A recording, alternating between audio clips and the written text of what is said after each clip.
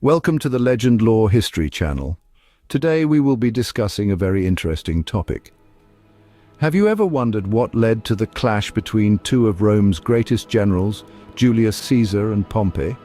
Well, let's take a step back to the time when Julius Caesar was away from Rome, extending the reach of Roman power with conquests in Gaul and even to the Britons.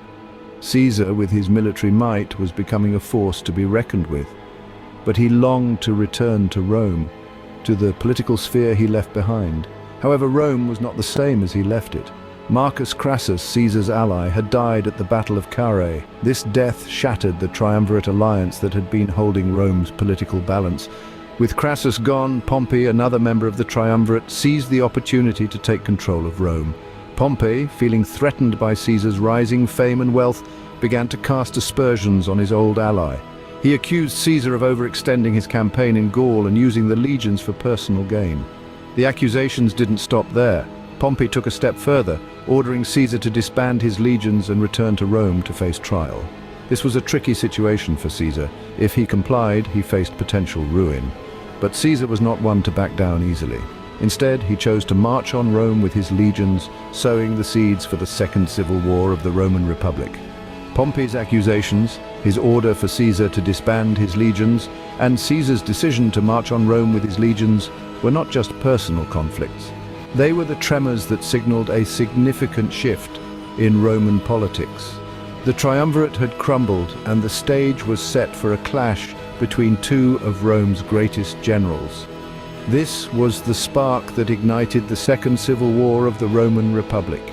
Please like this video and subscribe to the Legend Lore History channel for more enlightening content like this. Caesar, faced with ruin if he complied with Pompey's orders, made a daring move.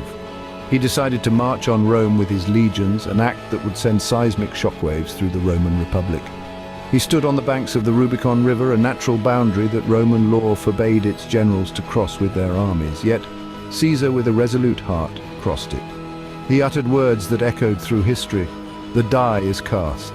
A simple phrase, but one that marked the point of no return. As Caesar advanced, Pompey was not idle. He prepared to defend the city, calling in legions from Greece and nearby territories. Yet Caesar was quick, marching rapidly with one legion, while the rest followed, aiming to reach Rome before Pompey's reinforcements could arrive. The stakes were high, the tension palpable. The Roman Republic was on the brink of its second civil war, and the city of Rome was the coveted prize. Yet Pompey, realizing Rome's vulnerability to Caesar's swift advance, made a strategic decision. He fled to Brundisium and then to Greece, seeking to gather more forces to his cause. What he left behind was a Rome nearly deserted, its streets echoing with the uncertainty of the times. Pompey, realizing the city's vulnerability, fled, leaving Rome nearly deserted for Caesar's arrival.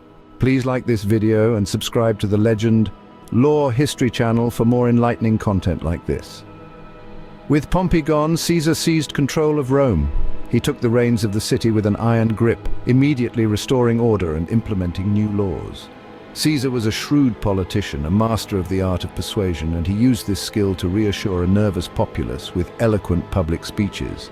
He appointed the charismatic Mark Antony to govern Rome, an ally he knew would keep the city in check while he was away.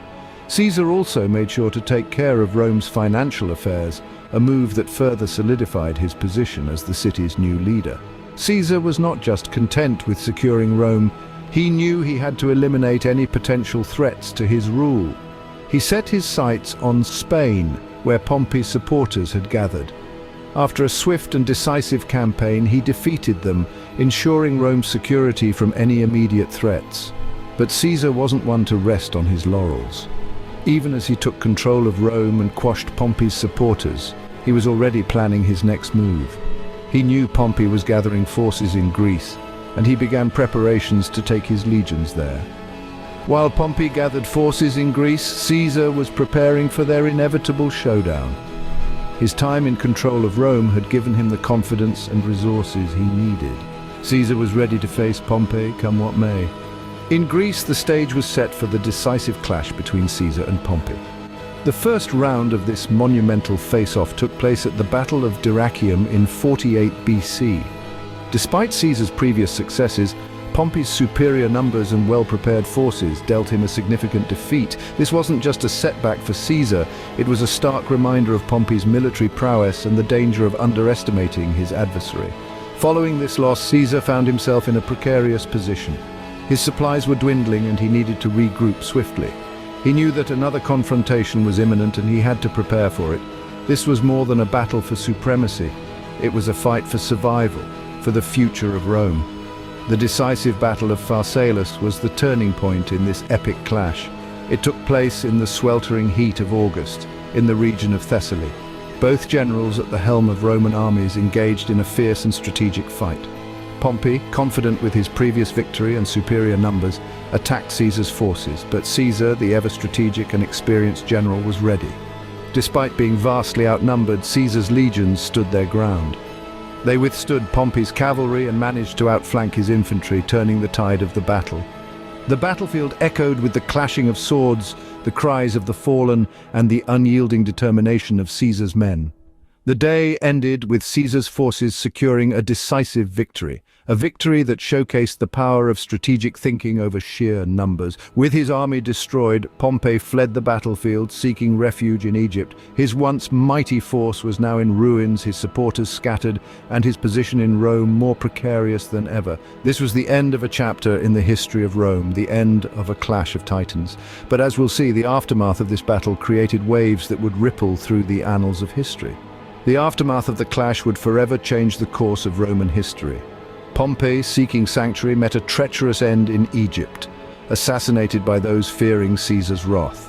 Caesar, upon receiving Pompey's remains, was filled with fury. He had planned to pardon Pompey, to weave him back into the complex tapestry of Roman politics, but now he was trapped in Egypt, surrounded by whispers of conspiracy and the looming question of his own power. Now, with Pompey gone and Caesar alone at the top, what would become of the Roman Republic?